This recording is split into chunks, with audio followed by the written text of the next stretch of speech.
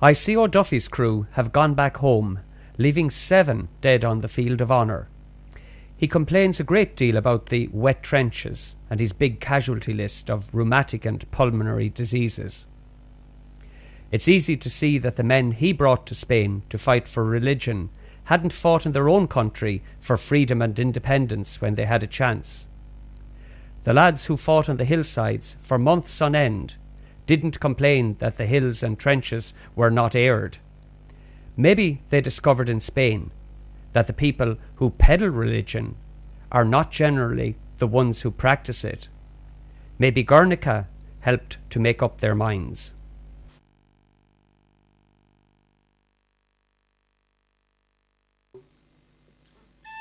The last weekend in June 2008 saw the village of Inistioge, County Kilkenny in the southeast of Ireland commemorate one of its most famous fallen sons.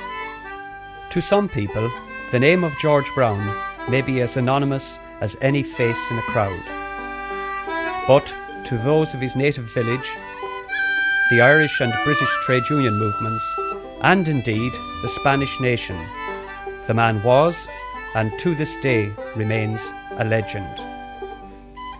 His fight for freedom, be it on the battlefield in Spain or on the streets of London and Manchester as a working class activist, never flagged. This is his story. George Brown was born in Ballynail, Inistioge, on November the 5th, 1906. He died on the 7th of July, 1937, at the Battle of Brunete in the Spanish Civil War, murdered by fascist forces as he lay wounded by the side of the road. I walked up to the road now thinking that they were going to give themselves up, and all hell broke loose. They started shooting and throwing grenades and Lord knows what. But there was a fellow lying on the ground, George Brown. He'd been wounded. I think he had it in the leg. I couldn't be sure because I didn't have time for anything. I put my rifle down. I got on my knees to see if I could help him. And I looked up and there was a fellow with a rifle, not 12 yards away. Well, he fired that shot and he hit me in the chest, and I thought he'd thrown the village at me. It was such a terrific bang that it's hard to believe that a small bullet can hit so damn hard. It spun me right around. Then he had 2 more goes. He just grazed my thigh and he just grazed my ankle. I thank God he was a poor shot. But he didn't make any mistake with George Brown. He started firing into George and finished George, and I had to lie there more or less half conscious, playing possum like, till our boys come up. In the mid-1890s, his parents, Mary Lackey and Francis Brown, were forced to flee their beloved homeland in order to find gainful employment. And so it was that they made their way to Manchester, the place where Mary and Francis married in 1897. The attraction of home and family was such that Mary Brown returned to her home place for the birth of her first 3 children, George being her third. Manchester at that time was a boiling cauldron of frenetic industrial development. Alongside this manufacturing boom, a growing trade union movement took firm root. Influenced by his parents' experience of economic struggle in Ireland, George Brown was inevitably drawn to the movement. He championed the working class and their downtrodden plight at every opportunity. His skills as an orator and his abiding passion for the cause soon propelled him up the ranks of the labour movement. In 1926, with the advent of the general strike, George Brown took the next step in his career as a social activist. Motivated by the inequality experienced by his working class colleagues, he joined the local Communist Party, where he would rise to a position on its executive committee in 1935. With the outbreak of civil war in Spain, George Brown's life would take its final tragic turn. His dedication to the cause he had always fought for would ultimately cost him his life. However, a little over a year before his sad end, he experienced one of the happiest times of his life. George Brown married Evelyn Taylor, a striking woman in both speech and bearing. Born in Cheshire, she was a highly accomplished trade unionist, political activist, and staunch anti-fascist in her own right. At the tender age of just 20, she mounted a protest against a British fascist rally in the Manchester Free Trade Hall, for which she was later prosecuted and imprisoned. Later, she undertook many clandestine missions to assist the anti-fascist movement in Italy, Austria, and Hungary. In 1934, she acted as election agent for George Brown in the local elections of that year. The couple, with their shared passion for politics and social activism, fell in love and subsequently married on the very day he was due to depart for Spain as a member of the 15th International Brigade. Evelyn would never see her husband again. However, despite George Brown's death at the Battle of Brunete, Evelyn put her grief aside to become a prominent member of the Solidarity Campaign for Republican Spain in Britain. During this campaign, she met Jack Jones, a man destined to become one of the most influential trade union leaders of the 20th century. Like George Brown, he too volunteered for service in Spain, where he was wounded at the Battle of the Ebro. On his return to Britain, he renewed his friendship with Evelyn Brown. Evelyn and Jack married in 1938.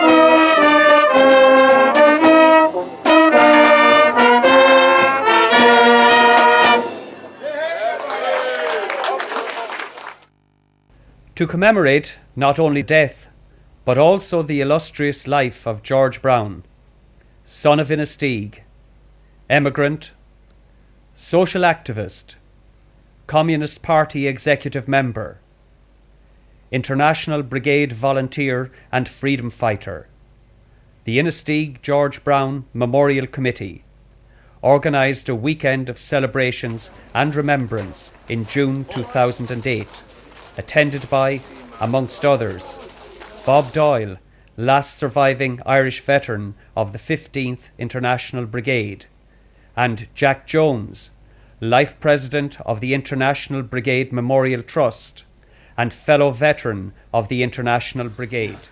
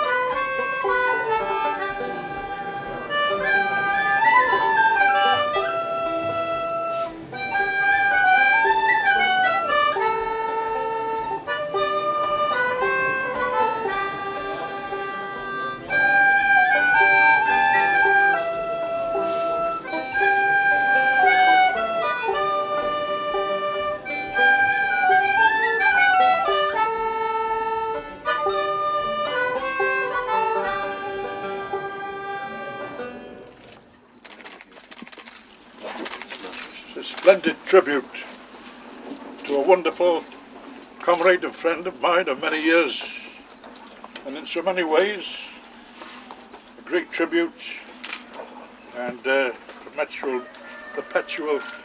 memento to a great man, a great socialist, and a son of this area. I salute the memory of George Brown in more ways than one. We should remember him and be inspired by his life and his activity, and indeed the cause he fought for his death. Salute to George Brown. May the memory of George live forever in the cause of the working people of all lands. Thank you very much indeed.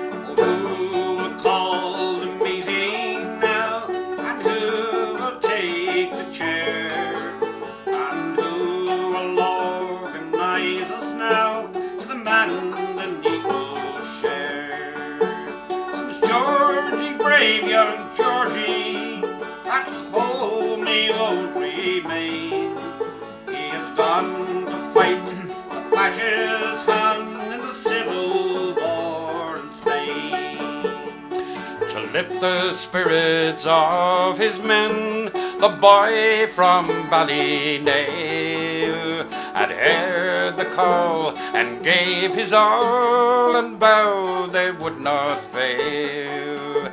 But the forces of reaction swore virtue death would gain, and he left his blood on Brunetti mud in the Civil War in Spain.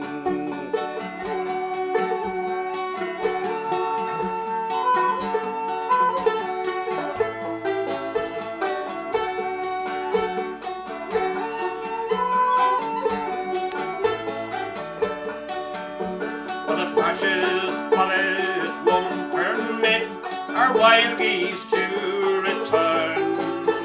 The painful loss our countrymen will never cease to mourn.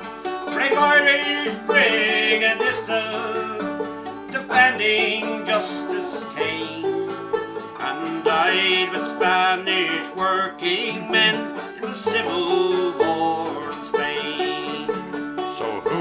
We'll call the meeting now, and who will take the chair and lead us on to organize and win our equal share. For Georgie, brave young Georgie, for principle was slain. He went to fight the fascist on in the Civil War in Spain.